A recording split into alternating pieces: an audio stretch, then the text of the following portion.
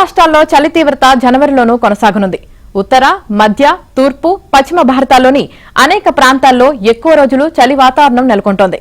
అతి శీతల గాలులు వీచే అవకాశం ఉండడంతో చలి ప్రభావం ఉండే రోజుల సంఖ్య సాధారణం కంటే ఎక్కువగా నమోదు కానుంది.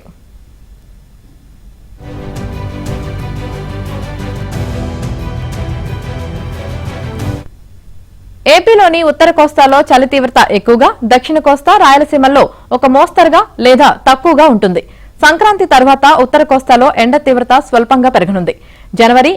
జనవరి నుంచి మార్చి వరకు దేశంలో వాతావరణ పరిస్థితులపై భారత వాతావరణ శాఖ బులెటిన్ విడుదల చేసింది. దీని ప్రకారం జనవరిలో దేశంలోని అత్యధిక ప్రాంతాల్లో కనిష్ట ఉష్ణోగ్రతలు సాధారణం కంటే తక్కువగా, రాజస్థాన్, జమ్మూ కాశ్మీర్, ఈశాన్య, దక్షిణ భారతంలోని కొన్ని రాష్ట్రాల్లో ఎక్కువగా నమోదవుతాయి. మధ్య, పశ్చిమ, తూర్పు భారతంలోని కొన్ని రాష్ట్రాల్లో పగటి ఉష్ణోగ్రతలు సాధారణంగా, ఉత్తర, తూర్పు, ఈశాన్య భారతాల్లోని కొన్ని చోట్ల ఎక్కువగా, దక్షిణాదిలో సాధారణంగా నమోదవుతాయి.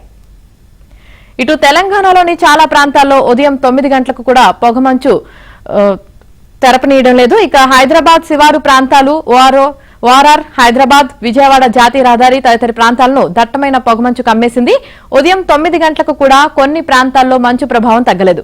దీంతో ఆయా ప్రాంతాల్లో రాకపోకలు సాగించేందుకు వాహనదారులు తీవ్ర ఇబ్బందులు పడ్డారు.